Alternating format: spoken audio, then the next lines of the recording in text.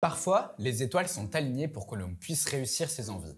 Mais parfois, il y a de la difficulté. Et tu as deux choix, abandonner ou persévérer. Bienvenue à toi sur ce nouvel épisode de 30 jours pour partir à la conquête de sa vie. Je te présente chaque jour du mois de février 2024 une thématique différente pour que tu puisses améliorer ton quotidien, développer ta confiance, développer tes compétences, bref, te prendre en main. Si tu regardes cette vidéo quelques années ou quelques mois après sa sortie, pas de panique, le contenu est totalement intemporel. Aujourd'hui, c'est donc le 18e épisode, après avoir évoqué hier la capacité à s'adapter. Si tu n'es pas à l'aise avec ce sujet, je t'invite aussi à regarder cette vidéo. Elle est disponible directement dans la description. Ces 30 contenus que je te présente sur un mois pour que tu puisses vraiment changer les choses sont complémentaires. Je te mets la playlist qui reprend l'ensemble des vidéos à la fin de celle-ci, mais en attendant, je t'invite à t'abonner juste ici et à activer la cloche pour ne pas manquer les prochains épisodes.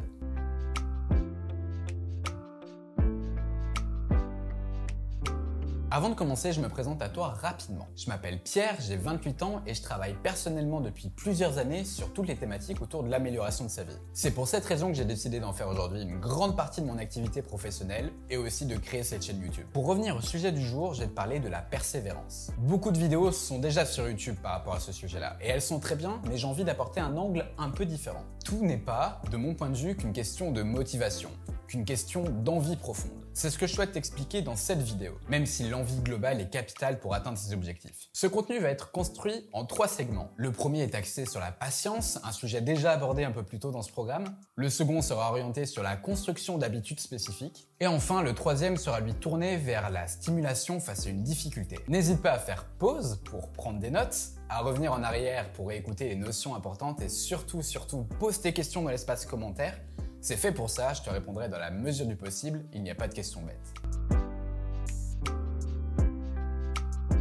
Que ce soit toi ou moi, on travaille probablement sur des projets qui nécessitent beaucoup de temps. Et donc il est nécessaire d'avoir une certaine constance sur sa motivation, sur ses envies profondes. Cela peut être sur le côté professionnel, comme la construction d'une entreprise par exemple. Cela peut être sur le côté personnel, comme la volonté d'un voyage à Auckland qui va nécessiter du temps, des formalités administratives, des économies. Peu importe l'exemple, un projet long terme nécessite forcément un temps de préparation. Il est parfois simple de s'impatienter. Je vais te prendre un exemple concret. Lorsque j'ai lancé cette chaîne YouTube en septembre 2023, je me suis fixé un certain nombre d'objectifs.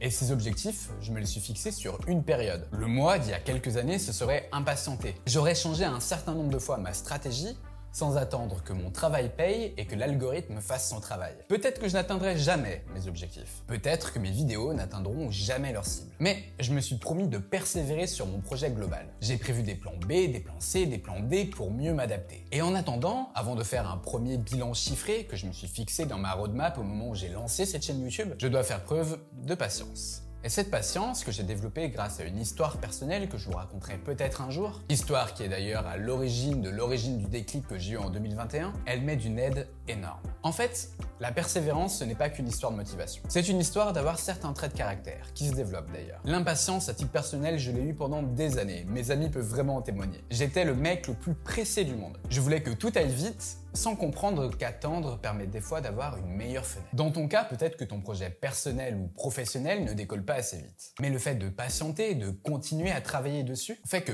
tôt ou tard, tu vas avoir l'opportunité de réussir. Utilise l'énergie de ta frustration pour développer ta patience. Je t'invite à voir après cette vidéo l'épisode 5 de mon programme si ce n'est pas déjà fait.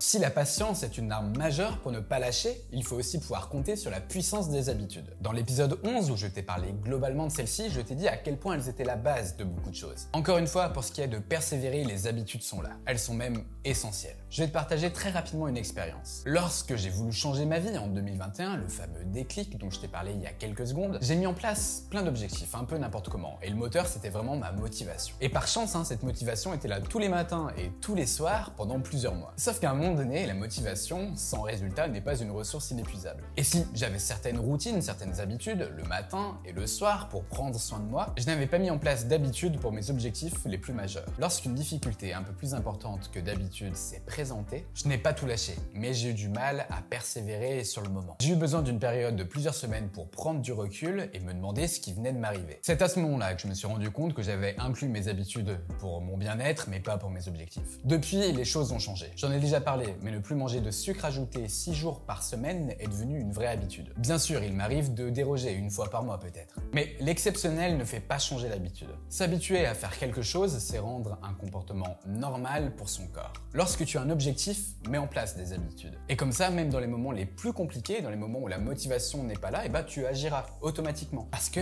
encore une fois, ce sera normal pour ton cerveau de le faire. Pour moi, à travers mes différentes expériences, ce sont mes habitudes qui m'ont sauvé, clairement. Ce n'est pas une motivation supérieure à la moyenne, même si je suis plus déterminé que jamais, vraiment. Je t'invite donc à instaurer ce rempart des habitudes pour être sûr de ne jamais lâcher, pour persévérer.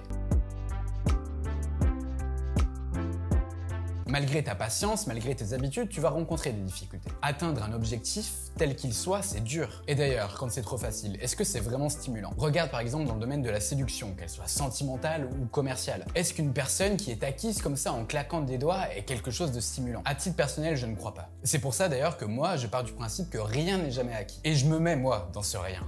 Je ne suis pas acquis. Je fais en sorte de ne pas être acquis. Parfois, je peux vraiment être convaincu par un produit, mais je ne suis pas pour autant acquis par le vendeur. C'est à lui de me prouver que j'ai raison d'être convaincu. Et en vrai, c'est totalement normal, parce que j'ai une certaine valeur, une certaine estime de soi à mes yeux, et que personne ne m'acquiert comme ça. Même quand tous les signaux sont au vert. Ça veut pas dire que c'est difficile pour autant, attention. Mais c'est normal de pas se donner comme ça facilement. Eh bien, dans ta vie à toi, c'est un peu pareil. Peu importe tes objectifs, si une situation est vraiment pour toi, tu vas devoir affronter des difficultés. Et tu as deux types de comportements dans ce cas-là que tu peux adopter. Soit tu n'aimes pas la difficulté, tu ne veux pas l'affronter régulièrement, et dans ce cas-là, il peut t'arriver de baisser les bras malheureusement, ce qui est d'ailleurs dommage, parce qu'en général, la récompense est à la hauteur de cette difficulté. Soit tu apprends à être stimulé par la difficulté, et ensuite ça deviendra vraiment magique pour toi. Jamais, de manière naturelle, tu ne baisseras les bras pour un oui ou pour un non, parce que tu auras un intérêt à te battre, une vraie envie au fond de toi. Alors, comment apprendre à être stimulé par une difficulté? C'est là que c'est le plus complexe, parce que ça dépend vraiment de chaque personne. On n'a pas tous les mêmes moteurs dans notre vie. Je te donne une méthode qui n'est vraiment pas la seule, mais qui est celle que moi j'utilise. À titre personnel, j'aime jouer et surtout, j'aime gagner. Mon approche psychologique face à la difficulté, face à